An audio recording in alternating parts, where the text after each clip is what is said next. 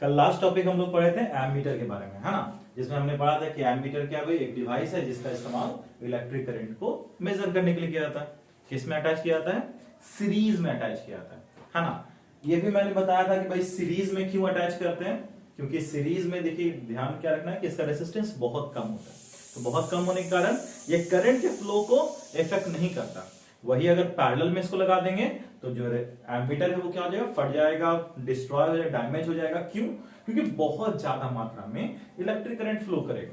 Next आगे topic जो मैं पढ़ाऊंगा ओम्स लॉ से मैं बताऊंगा कि अगर रेजिस्टेंस कम होगा तो उस रीजन से करंट ज्यादा फ्लो करेगा, वही पैरेलल में अटैच करेंगे तो क्या हो जाएगा?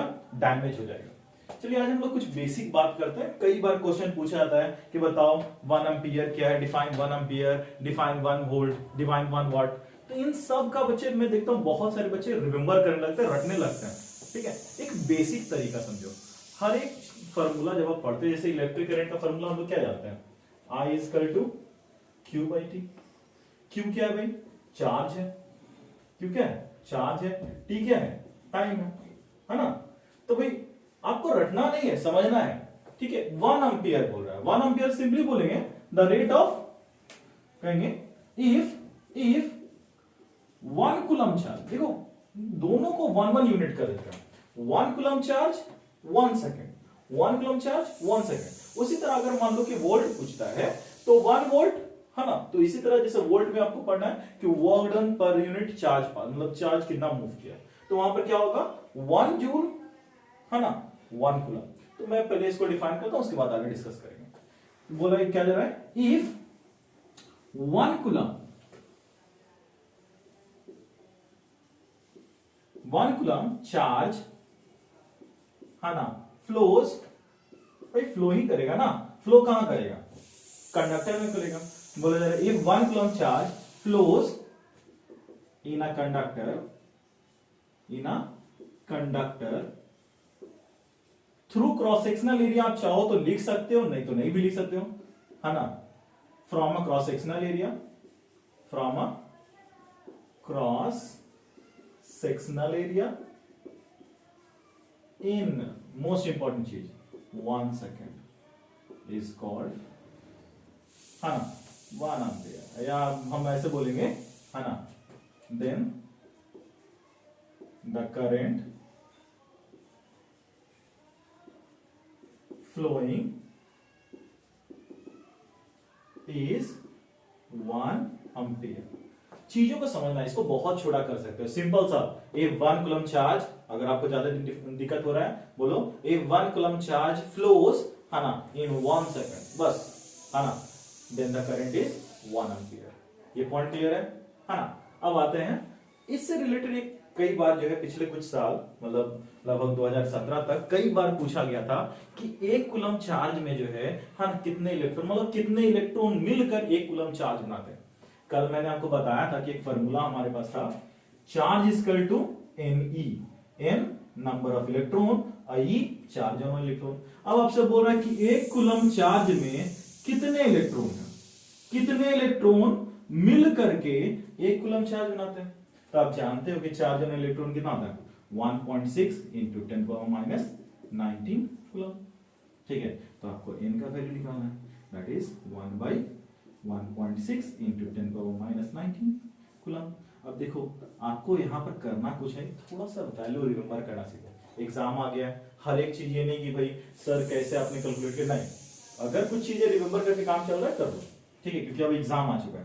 तो इसका वैल्यू याद रखेंगे हम लोग 6.25 इंटू 10⁻18। मतलब 1 कूलम चार्ज में कितने इलेक्ट्रॉन मिलके 1 कूलम चार्ज बनाएंगे, है ना, तो 6.25 इंटू 10⁻18 इलेक्ट्रॉन मिल करके 1 कूलम चार्ज बनाएंगे। अब क्वेश्चन आपको कुछ भी घुमा के दे सकता है, बोलेगा कि 2 कूलम में बताइए। 1 कूलम का मालूम है, 2 से मल्टीप्लाई कर देंगे, 2 कूलम का आ जाएगा, है ना, मतलब 2 कूलम में कितना हो जाएगा? जल्दी से बताइए, 12.5 इंटू 10⁻18, या उसको क्या बोल सकते हैं 1.25 इंटू 10⁻19। तो बस आपको ध्यान रखना है 1 कूलम मालूम, तो बाकी सब आप निकाल सकते हो। अब कई बार इस टॉपिक से या तो इलेक्ट्रिक पोटेंशियल से या पोटेंशियल डिफरेंस से क्वेश्चन पूछता है, कई बार पूछता है है ना। आपको देखो, और बच्चे देखो बुक में थोड़ा सा डिफिनीशन ना काफी घिचपिच करके दिया होगा, थोड़ा लॉजिकली उसको, है ना, उसको तरीके से रिमेंबर करो। ओके, कैसे करेंगे हम लोग, है ना। इलेक्ट्रिक पोटेंशियल है क्या, तो सिंपली क्या होता है कि एक चार्ज को इनफाइनाइट से, है ना, इलेक्ट्रिक फील्ड में लाते हैं।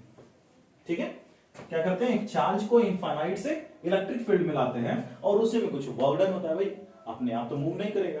ठीक है, तो यहां पर बात की जा रही है, डायरेक्ट हम डिफाइन कैसे करेंगे, अमाउंट ऑफ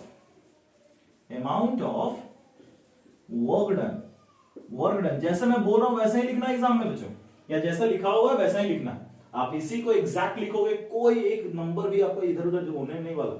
तो amount of work done in moving unit positive charge बोलते हैं बच्चों, पॉजिटिव चार्ज बोलते हैं, यूनिट पॉजिटिव चार्ज, है ना, positive charge from infinite to a point in the, कहां भाई, इनफाइनाइट से कहां ला रहे हैं, तो इन द इलेक्ट्रिक फील्ड। याद रखिएगा आपको क्या बोलना है, amount of work done in moving unit positive charge, है ना, from infinite to a point in the electric field.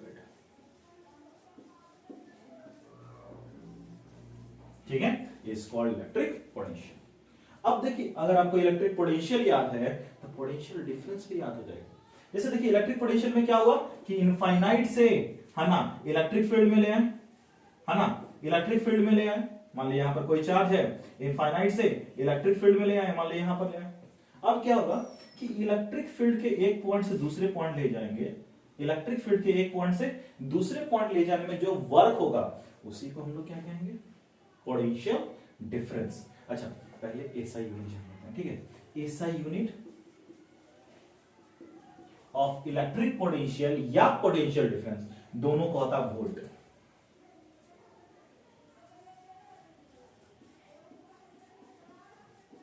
Electric potential, है ना, इज वोल्ट, है ना, इसको कैपिटल वी से रिप्रेजेंट करना। फिर से कैपिटल वी मतलब अलेक्जेंड्रो वोल्ट के नाम पर इनको रखा गया था, इसलिए कैपिटल वी। क्लियर है। Next, potential difference. अभी मैंने बताया कि इलेक्ट्रिक फील्ड सारा चीज सेम रहेगा, बस आपको क्या बोलना है, इनफाइनाइट की जगह पे बोलना है from one point two another point, बाकी सब सेम रहेगा। आपको ये रिमेंबर तो ये भी रिमेंबर। कैसे बोलेंगे, amount of work done in moving क्या मूव करवा रहे हैं, यूनिट पॉजिटिव चार्ज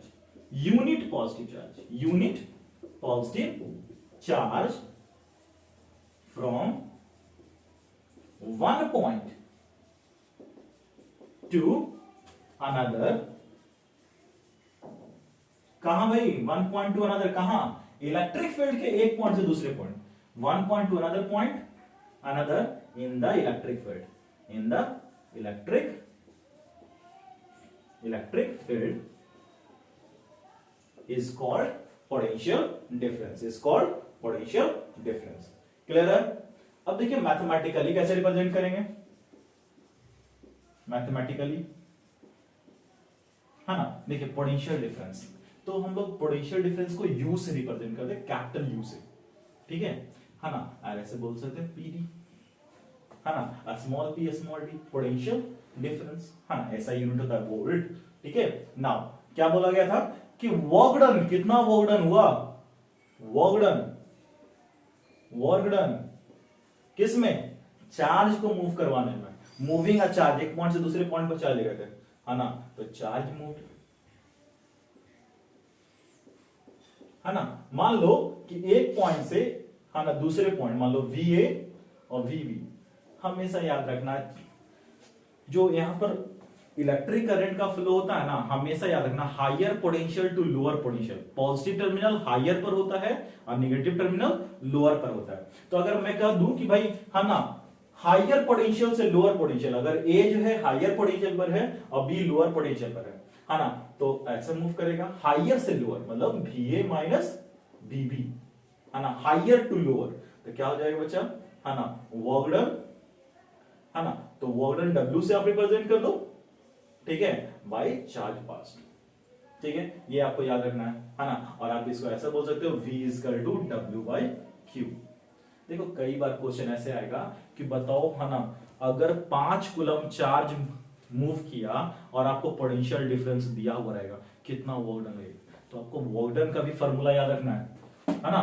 तो work done equal to W equal to VQ। ठीक है, ये हमेशा याद रखना। हाँ, यहां पर मैंने लिखा था वोल्ट, ओके, ऐसा यूनिट वोल्ट, इसको और भी बोल सकते हैं जूल पर कूलम। क्या बोल सकते हैं? जूल पर कूलम, दोनों में से कोई भी एक। यहां तक क्लियर है? अब आते हैं सर्किट डायग्राम। ये भी कई बार क्वेश्चन पूछा गया है। पहले पूछा जाएगा कि भाई सर्किट डायग्राम क्या है, और उसके बाद पूछा जाएगा, मतलब आता था कि भाई दो सैंपल आपको दिया हुआ रहेगा और बताओ, या दो नेम दिया हुआ रहेगा उसका सैंपल बताओ। आइदर नेम दिया हुआ रहेगा सैंपल पूछेगा, या हाँ ना सैंपल दिया हुआ रहेगा नेम पूछेगा। तो पहले जान लेते हैं सर्किट डायग्राम है क्या। लेंदी नहीं, एकदम आसान भाषा में लिखना है, एकदम बेसिक। भाई ऐसा होना चाहिए कि 2-4 बार बस उसको रीड करें और माइंड में सेट हो जाए। ओके, देखो सर्किट डायग्राम मतलब रिप्रेजेंट करना है। डायग्राम मतलब क्या होता है? रिप्रेजेंट करना। तो हम क्या कहेंगे? रिप्रेजेंटिंग। भाई किसको रिप्रेजेंट करना था? सर्किट को रिप्रेजेंट करना। तो रिप्रेजेंटेशन ऑफ किसको? Electric circuit. इलेक्ट्रिक सर्किट भाई किसका इस्तेमाल करते हैं? डायग्राम में क्या इस्तेमाल करते हैं? सैंपल इस्तेमाल करते हैं। तो representation of electric circuit by using samples है ना, ऑफ द कंपोनेंट components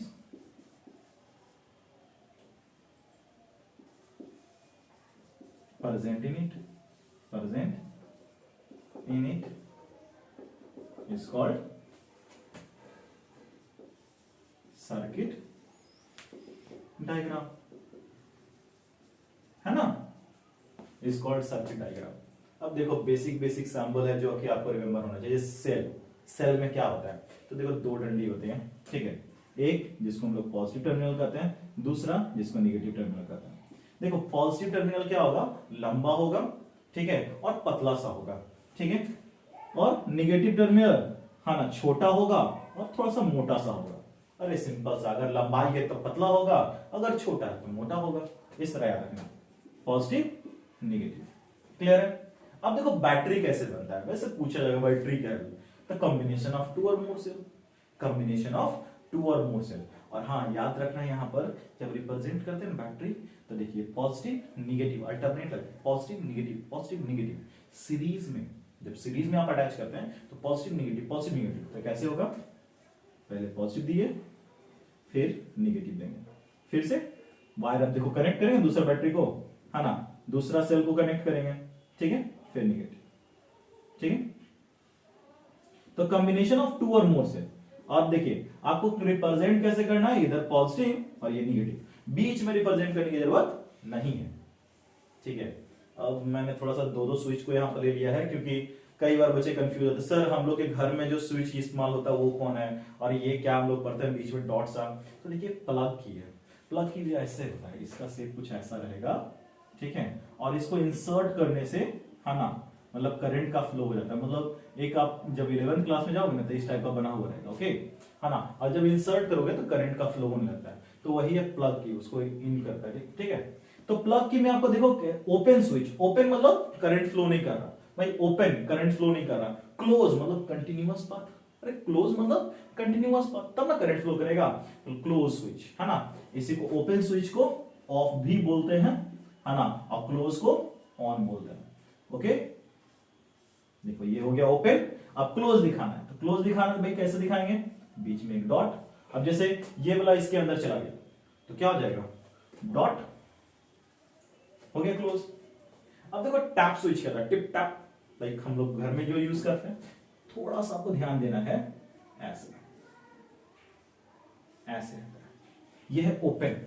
जैसे ही क्लिक करते हैं टच हो गया, टच हो गया मतलब जो है स्विच क्या हो गया, अभी कंडीशन है ऑफ का, ओके। अब देखो जैसे ही ये जुड़ गया इसके साथ, जैसे ही आपने टैप किया ये इसके से यहां पर आ गया, ये क्या बन गया, क्लोज, दैट इज है ना ऑन स्विच, मतलब करंट का फ्लो चालू। क्लियर है? अब देखिए वायर ज्वाइंट कैसे हो गया, तो मैं थोड़ा सा फास्ट बस बता रहा हूं, है ना, बट सफिशिएंट स्पीड के साथ, ताकि आप लोग समझ सको। इतना भी जल्दी लेके नहीं चलना है कि भाई एग्जाम का तैयारी करना है तो भाई फास्ट फॉरवर्ड कर दिया और नहीं कुछ समझ में आ रहा है। सो बेसिक बेसिक पॉइंट्स को भी ध्यान रखना है, कई बार क्वेश्चन थोड़ा सा ट्विस्ट कर देगा, दिक्कत हो जाएगा, इसे समझ। वायर ज्वाइंट, भाई वायर ज्वाइंट मतलब कुछ क्या होगा, एक वायर है और यहां पर बीच में जोड़ दिए, तो वायर ज्वाइंट। अब देखो, आप चाहे इसको तिरछा दे दो, ऊपर दे दो, कुछ भी, ये हो गया वायर ज्वाइंट। अब वायर क्रॉसिंग, वायर क्रॉसिंग कैसे दिखाओगे, है ना, मान लो एक कोई वायर है और क्रॉसिंग कैसे होगा, कुछ ऐसे, है ना, लगना चाहिए कि भाई ऊपर से पास करता, ठीक है। बल्ब, भाई बल्ब अक्सर जो है ना, आप देखते होगे कि सर्किट में हम लोग रिप्रेजेंट करते हैं बल्ब को, तो कैसे रिप्रेजेंट करते हैं, है ना, एक ऐसे आपको कर देना है, बस हो गया बल्ब, ठीक है। फिर रेसिस्टेंस कई बार यूज करना है ना, रेसिस्टेंस क्या होता है भाई, तो जो करंट के फ्लो को रेसिस्ट करता है, रुकावट डालता है, तो रेसिस्टर ऑफ रेसिस्टेंस कैसे करेंगे, ध्यान देना थोड़ा सा, मैं बताऊंगा कि भाई बहुत सारे बच्चे ऐसे ऐसे कर्ल कर देते हैं, वो डिफरेंशिएट हो जाएगा, ये है रेसिस्टेंस, ओके। अब देखो वेरिएबल रेसिस्टेंस, देखो वेरिएबल रेसिस्टेंस की जरूरत पड़ती है, कैसे, क्यों, है ना, हमें ज्यादा करंट का फ्लो करवाना है, कम करवाना, तो वेरिएबल रेसिस्टेंस की जरूरत पड़ती है, क्योंकि रेसिस्टेंस इफेक्ट करेगा, है ना। तो वेरिएबल रेसिस्टेंस को दो तरीके से रिप्रेजेंट करते हैं, ऐसे हो गया, और इसको एक एरो से कर देंगे, और दूसरा, है ना, तो ऐसे कर देना, ओके। तो ये दोनों हैं samples for variable resistance. Fuse, ठीक है, तो फ्यूज में आप देखोगे कुछ ऐसा होगा, ऐसे बना हुआ है, थोड़ा सा फ्यूज में कंफ्यूज मत करना, ऐसा कुछ रहेगा, है ना, सर आपका स्विच में कुछ ऐसा रहेगा और फ्यूज में इस तरह बना हुआ रहेगा, ठीक है। अच्छा, गैल्वेनोमीटर जनरली पढ़ना नहीं है, बाद में पढ़िएगा, लेकिन फिर भी मैं बता दूं, सिंपल सा क्या है ना, गैल्वेनोमीटर हो गया जी। अच्छा, गैल्वेनोमीटर होता क्या है तो जान लीजिए, जैसे एम्पीटर का काम होता है करंट को चेक करना, एम्पीटर का काम क्या होता है ना, कि करंट के फ्लो को चेक करना। वोल्टामीटर, अच्छा वो छूट गया, सॉरी सॉरी, वोल्टामीटर, चलिए वोल्टामीटर भी बात कर लेंगे।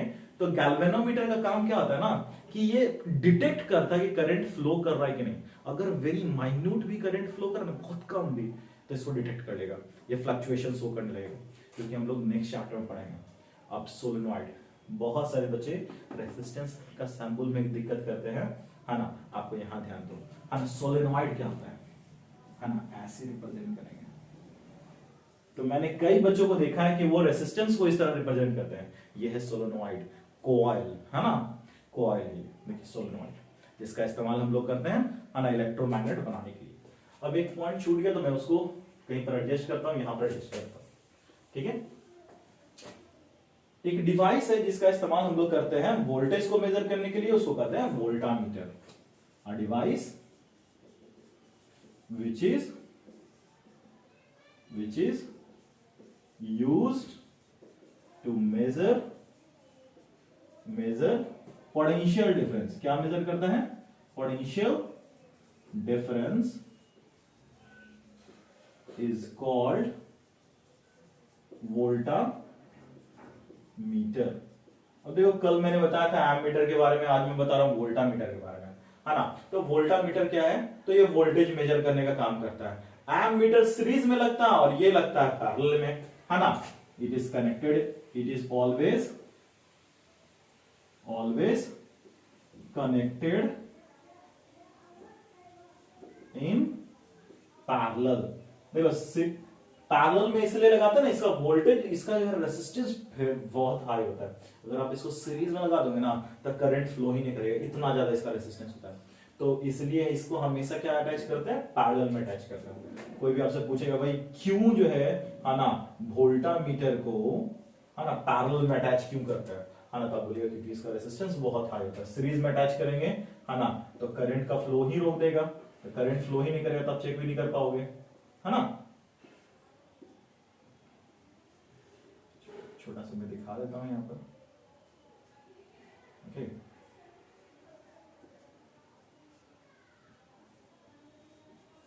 देखो इसमें बैटरी मैंने यूज कर लिया, ओपन स्विच है ये, रेसिस्टेंस है ये, वोल्टामीटर, एमीटर, है ना, और ये हो गया कनेक्टिंग वायर, लगता है मिसिंग हो गया connecting wire, connecting wire, connecting wire. तो सिंपल था, कनेक्टिंग वायर को आप ऐसे रिप्रेजेंट कर दो। ओके, सो नेक्स्ट वीडियो में हम लोग मिलेंगे जिसमें हम लोग पढ़ेंगे ओम्स लॉ के बारे में, और नेक्स्ट वीडियो इससे ज्यादा इंपॉर्टेंट है, इससे तो क्वेश्चंस आते ही हैं, इसलिए आपको इस पर ध्यान देना है, इन दोनों पर, है ना, और सैंपल्स पर ध्यान देना है, ठीक है, और सर्किट डायग्राम पर। ओके, और इस पर भी ध्यान देना, है ना, कैसे डिफाइन करना, जैसे 1 वोल्ट बोल दिया गया तो आपको ये नहीं कि तुम रट्टू तोता की तरह करना है, 1 वोल्ट, अब 1 वोल्ट मुझे बोलता है डिफाइन 1 वोल्ट, तो कैसे बोलोगे, डिफाइन 1 वोल्ट, हम कहेंगे सिंपल सा, है ना, when 1 joule of work is done in moving in moving 1 coulomb of charge। हो गया, रटना नहीं है, सिर्फ डिफरेंशियल, देखो फॉर्मूला आपको याद है ना, तो आप बना सकते हो, है ना, 1 जूल वर्क हुआ, 1 कूलम चार्ज, है ना, 1 कूलम चार्ज को पास करवाने के लिए तो हम कहेंगे कि कितना पोटेंशियल डिफरेंस है, 1 वोल्ट है। क्लियर? सो मिलते हैं नेक्स्ट क्लास में। ओके स्टूडेंट्स, और हाँ मैं नोट्स प्रोवाइड कर दूंगा, सिर्फ एग्जाम देखो डिटेल मत खोजना, है ना, जो नोट्स में रहेगा वही आपको रिमेंबर करना, उससे ज्यादा कुछ नहीं आने वाला, ठीक है, एकदम पूरा उसको चट जाओ, पूरा एकदम रिमेंबर कर लेना। ओके, चलो मिलते हैं नेक्स्ट क्लास में।